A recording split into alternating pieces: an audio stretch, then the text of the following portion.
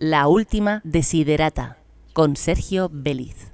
Aprovechando que esta semana hemos hablado con Aurelio González, sobre todo de su novela Keltia, en la que buena parte de la historia tiene que ver con la construcción de una muralla y de una serie de arquitectura defensiva, se me ha ocurrido que podía ser un buen momento para traer al programa algo que llevo tiempo ahí guardado en la recámara y que tenía muchas ganas de empezar a explorar porque me parece interesante, que es la relación entre el cine y la arquitectura. Vamos a hablar de cine y arquitectura, en algunos casos hablaremos a lo mejor de teatro, de literatura, pero relacionándolo con la arquitectura, porque es sobre todo en el caso del cine, tiene mucho que ver, están ligados de una forma muy curiosa y se puede hablar de películas, se puede hablar de historias que todos conocemos a través de la arquitectura y al revés, se puede hablar de la arquitectura de ciudades que hemos visitado todos a través de su cine. Hoy va a ser una pequeña introducción para que entendáis un poco qué es lo que quiero, pero la idea es que sea un tema recurrente dentro de esta sección de postcréditos, ¿no?, que tenemos después de cada entrevista. Pues bueno, a lo mejor una vez al mes, una cosa así, sacar una película y relacionarla con la arquitectura o a un director o lo que se nos vaya ocurriendo.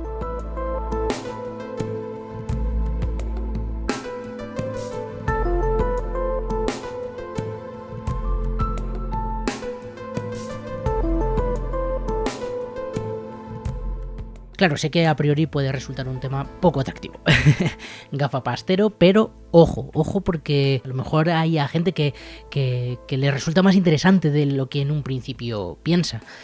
Lo primero que tenemos que señalar es que la relación entre el cine y la arquitectura va más allá de mostrar en las películas edificios o que la arquitectura copie modelos del cine.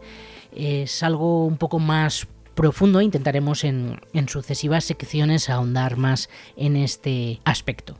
Un poco para explicar mejor lo que queremos con esta sección. Al final, bueno, lo hemos comentado un poco, en realidad sí, es relacionar el cine con la arquitectura. ¿Pero de qué modo? Bueno, lo primero que tenemos que saber es que, o con lo que nos tenemos que quedar, es que la arquitectura, el llamado primer arte, es el arte que transforma el espacio. Y por otro lado, el cine, considerado el séptimo arte, trabaja con el movimiento. Espacio y movimiento. Tenemos estos dos conceptos que creo que son bastante importantes, tanto el uno para el otro, ¿no? Muchas veces se habla de edificios que generan movimiento o que tienen como formas que invitan a pensar en el movimiento, y luego, por supuesto, el cine también tiene un componente muy importante que es el espacio. Entonces en este momento es donde todo va a coincidir, esa relación entre movimiento actuando sobre el espacio y demás. Para que un personaje al final se mueva en pantalla tendrá que haber un espacio, y en muchas ocasiones serán casas, edificios u otras construcciones.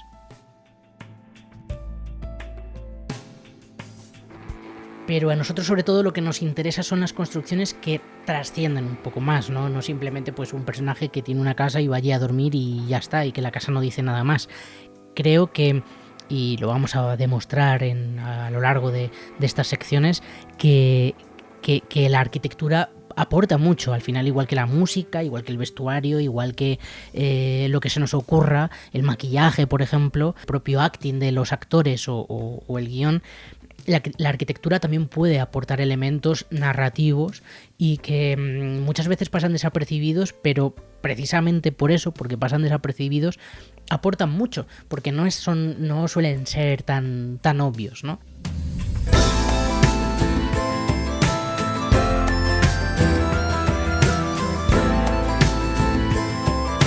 Por ejemplo, ejemplos que tenemos claros en películas en las que los edificios, las casas, las mansiones, los castillos pueden generar estos matices, ¿no?, de los que hablamos. La primera que se me viene a la cabeza, y que imagino que a más de uno se le habrá ocurrido, es la mansión de Solo en Casa. Esa casa tan icónica que al final se convierte en un personaje que casi lucha contra los ladrones junto a Kevin McAllister. U otra casa mitiquísima, la casa de los Simpson, que no puede ser mayor reflejo al final de lo que es en sí la clase media, por supuesto estadounidense, pero también occidental. La casa de Up, ya icónica con sus globos. No sé, casi todas las casas de terror que se os ocurran al final también tienen un componente de convertirse en personajes que acaban teniendo algo de cárceles en las que se encuentran los propios personajes si no pueden salir de ellas, y el monstruo, el fantasma o la bruja o quien sea están dentro de esa casa también e intentan acabar con los protagonistas, ¿no? Como esa casa se encierra, parece que son gigantes y que no pueden salir y que hay miles de pasillos y miles de habitaciones y que entran en unas y en otras. Y dices, madre mía, pero ¿dónde está la puerta de salida? ¿Por qué te cuesta tanto salir de ella, ¿no? Son un componente importantísimo para las películas.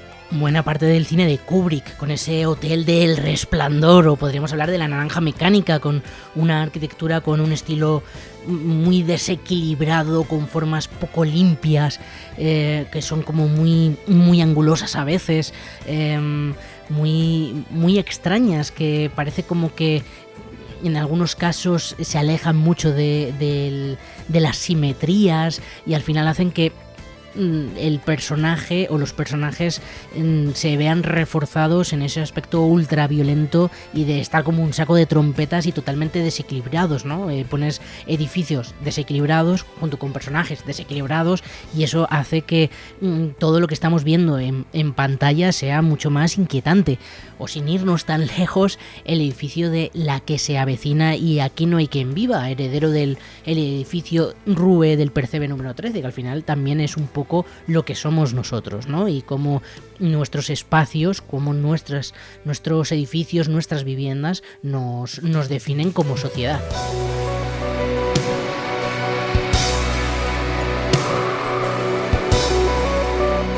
Y hay un porrón de ejemplos de edificios que se han convertido en emblemáticos a través del cine y en general lo consiguen a través de 3 modos que ya los hemos señalado un poco, ¿no? Pero por rescatarlos y para que así también dejemos claro un poco lo que queremos con esta sección. Pueden ser edificios que se convierten en protagonistas, pueden ser utilizados como metáforas, el ejemplo que hemos comentado antes, ¿no? de la arquitectura de La Naranja Mecánica, muchas veces como metáfora o como un elemento de ambientación. Y por supuesto, otra relación clara entre el cine y la arquitectura es la cantidad de arquitectos que acaban haciendo sus pinitos en el cine, incluso llegando a ser cineastas reconocidos de primer nivel y muy importantes en la historia. Al final son 2 artes con un claro y obvio componente visual que acaba convergiendo sin lugar a dudas. Y aquí tenemos enormes directores, entre los más importantes de la historia, ya digo, como Eisenstein o Fritz Lang, incluso el propio James Stewart como actor, que recordemos es el protagonista de La Ventana Indiscreta, que no puede tener un mayor componente arquitectónico.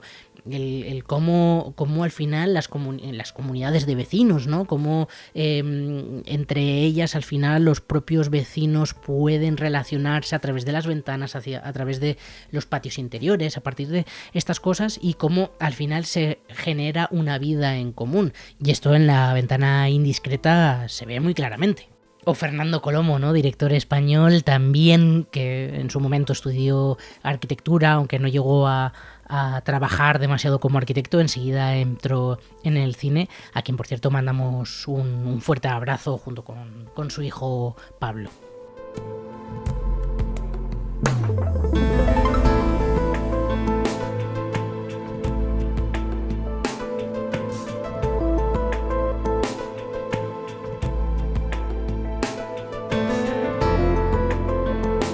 Y esta es un poco la idea de esta sección, rescatar edificios o elementos arquitectónicos y relacionarlo con el mundo de las historias, concretamente las historias cinematográficas, pero sin obviar que al final buena parte de las historias que vivimos nosotros, a veces las más importantes, transcurren en nuestras propias casas, en ciudades y en edificios donde acabamos haciendo vida y que de algún modo acaban estando condicionadas por la arquitectura.